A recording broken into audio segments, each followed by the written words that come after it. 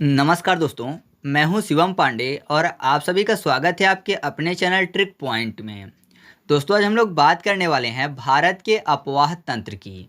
पिछली वीडियो में हम लोगों ने गंगा नदी तंत्र और सिंधु नदी तंत्र के बारे में मैप से समझा था। तो अब हम लोग बात कर लेते हैं ब्रह्मपुत्र नदी तंत्र के बारे में। तो ब्रह्मपुत्र नदी तंत्र में जो सबसे बड़ी नदी है वो ब्रह्मपुत्र नदी है।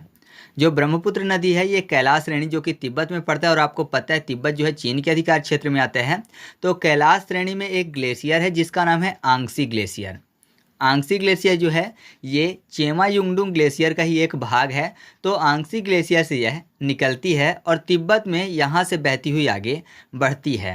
तो तिब्बत में जो ब्रह्मपुत्र नदी है इसको सांगपो के नाम से जाना जाता है, या फिर यहाँ पर आपको एक नाम और लिखा हुआ मिल जाएगा, वो है यारलुंग सांगपो। ठीक है, या तो सांगपो या फिर यारलुंग सांगपो। तो यहाँ पर तिब्बत वाले क्षेत्र में ब्रह्मपुत्र नदी को इसी नाम से जाना जाता है। फिर ये आगे बढ़ती है तो यहाँ पर एक पर्वत पड़ता है जिसका नाम है नामचा वरवा पर्वत। नामचा वरवा जो पर्वत है आपको पता है अरुणाचल प्रदेश में स्थित है। तो यहीं से जो ब्रह्मपुत्र नदी है यहीं पर एक दर्रा पड़ता है जिसका नाम है यांग्याप दर्रा। तो इसी यांग्याप दर्रे से होते हुए ब्रह्मपुत्र नदी हिमाचल प्रदेश से भारत में प्रवेश करती है। फिर यहाँ पर एक स्थान पड़ता है जिसका नाम है सदिया। सदिया के पास से ही ये असम राज्य में प्रवेश करती है, और फिर जब आगे बढ़ती है तो यहाँ पर पूरा असम में ही बहती हुई आगे जाती है, और यहाँ पर एक स्थान पड़ता है धुबरी। तो धुबरी के पास से ही यह बांग्लादेश में प्रवेश कर जाती है, और बांग्लादेश में इसको जाना जाता है जमुना के नाम से, और असम में इसको जाना जाता है ब्रह्मपुत्र नदी के नाम से। जबकि अरुणाचल प्रदेश में इसे दिहांग के नाम से जाना जाता है, और कहीं कहीं पर इसका एक और नाम लिखा हुआ मिल जाएगा आपको दिहांग के अलावा, वो नाम है सियांग। ठीक है, तो याद रखिएगा अरुणाचल प्रदेश में सियांग या फिर दिहांग के नाम से इसको जाना जाता है। असम में ब्रह्मपुत्र के नाम से, या कि ऐसा कहिए कि पूरे भारत में ब्रह्मपुत्र के नाम से, और बांग्लादेश में जमुना के नाम से इसे जाना जाता है। जो ब्रह्मपुत्र नदी है इसकी कुल लंबाई 2900 किलोमीटर है, जबकि भारत में यह लगभग 916 किलोमीटर ही प्रवाहित होती है। ब्रह्मपुत्र नदी का जो प्रवाह है वो 3 देशों तिब्बत जो कि चीन में आता है, तिब्बत, भारत, बांग्लादेश में ये प्रवाहित होती है। जबकि ब्रह्मपुत्र नदी तंत्र जो है इसका प्रवाह 4 देशों में होता है, तिब्बत, भारत, बांग्लादेश और साथ ही भूटान। भूटान की भी कुछ नदियां हैं जो कि इसकी सहायक नदियां हैं, तो ये इसके नदी तंत्र में शामिल हो जाती हैं। ठीक है, तो याद रखिएगा ब्रह्मपुत्र नदी 3 देशों में प्रवाहित होती है, जबकि ब्रह्मपुत्र नदी तंत्र जो है वो 4 देशों में फैला हुआ है। यहाँ पर मैंने आपको बताया कि सदिया के पास से ये असम राज्य में प्रवेश करती है। तो यहाँ पर ये गुम्फित अपवाह के कारण कई सारे नदी द्वीप बनाती है। गुम्फित अफवाह का मतलब ये है कि यहाँ पर जो ब्रह्मपुत्र नदी है उससे कई सारी धाराएं पहले तो अलग होती हैं, और फिर आगे चल के वो फिर से ब्रह्मपुत्र नदी में शामिल हो जाती हैं। तो यहाँ का जो भूखंड होता है वो चारों तरफ जल से भर जाता है, और जल से भरे होने के कारण एक द्वीप की तरह दिखता है, और नदी में द्वीप है तो जाहिर सी बात है कि यह एक नदी द्वीप होगा। तो इस प्रकार के कई सारे नदी द्वीप यहाँ पर बने हुए हैं। यहीं पर विश्व का सबसे बड़ा नदी द्वीप भी स्थित है जिसका नाम है माजुली नदी द्वीप। साथ ही मैं आपको बता दूं कि असम राज्य में ही ब्रह्मपुत्र नदी पर एक ब्रिज भी स्थित है जिसका नाम है बोगीबील ब्रिज। जो बोगीबील ब्रिज है इसका उद्घाटन 2018 में नरेंद्र मोदी जी द्वारा किया गया था। यह असम राज्य के धेमाजी जिले को डिब्रूगढ़ से जोड़ने का काम करता है। ये भारत का सबसे लंबा रेल सह सड़क पुल है, जबकि एशिया का दूसरा सबसे लंबा रेल सह सड़क पुल है। जबकि ये भारत का 5वां सबसे बड़ा सेतु है, मतलब भारत का 5वां सबसे बड़ा पुल है। लंबाई के हिसाब से 5वां सबसे बड़ा है, लेकिन रेल के साथ सड़क भी देखेंगे अगर तो ये पहले नंबर पर आएगा। ठीक है, तो ये चीज़ आप इसके संबंध में याद रखिएगा।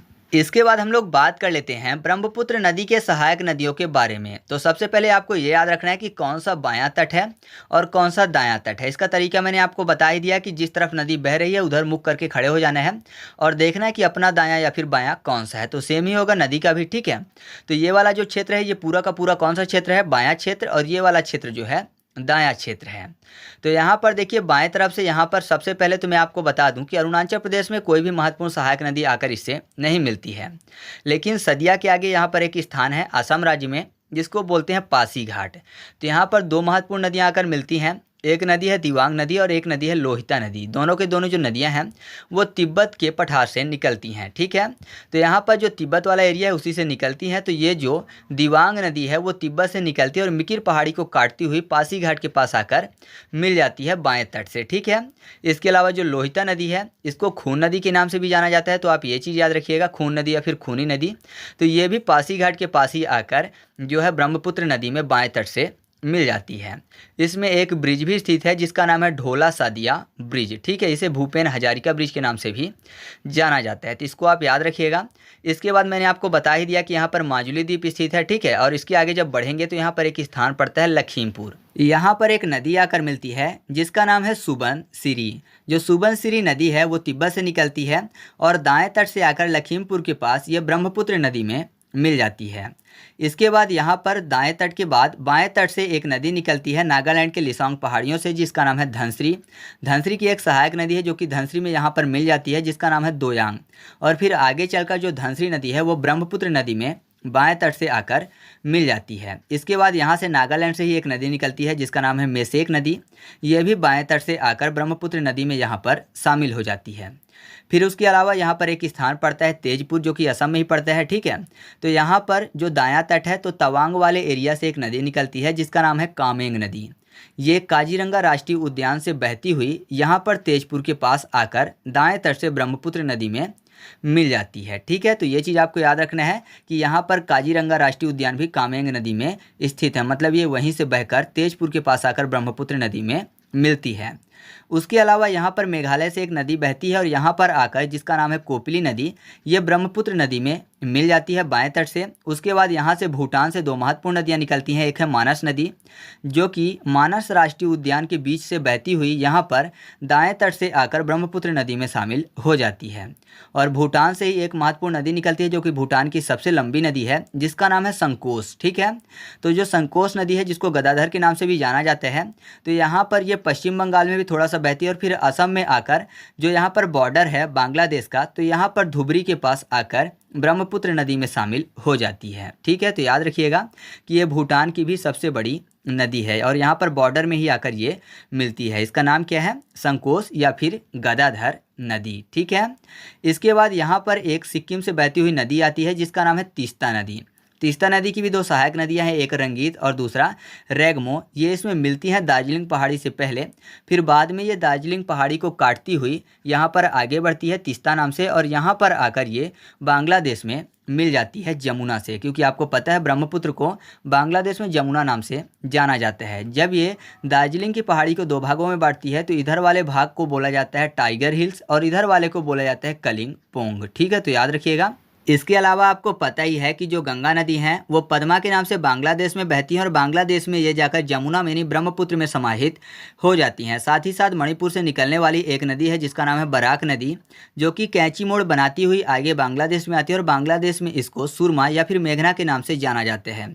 और बाद में ये जो मेघना है वो भी जाकर जमुना में मिल जाती हैं और पूरी की पूरी धारा को फिर मेघना के नाम से जाना जाता है और ये मेघना जाकर आगे बंगाल की खाड़ी में मिल जाती हैं, ठीक है। साथ ही साथ मेघना की एक सहायक नदी है जो कि गुमटी नदी है, ये त्रिपुरा से निकलती है और मेघना में समाहित होती है। तो ये चीज़ आपको याद रखना है कि जब मेघना नदी जो है जमुना में मिल जाती हैं तो जमुना, पद्मा और मेघना की संयुक्त धारा को मेघना के नाम से ही आगे जाना जाता है और ये जाकर बंगाल की खाड़ी में समाहित होती हैं। मैं आपको एक चीज़ और बता दूं कि ऊपर जो मैंने तीस्ता नदी के बारे में बताया था जो कि जमुना में जाकर मिलती है बांग्लादेश में, ये पहले जमुना में नहीं मिलती थी, ये पहले जाकर पद्मा में मिलती थी, मतलब गंगा नदी में मिलती थी।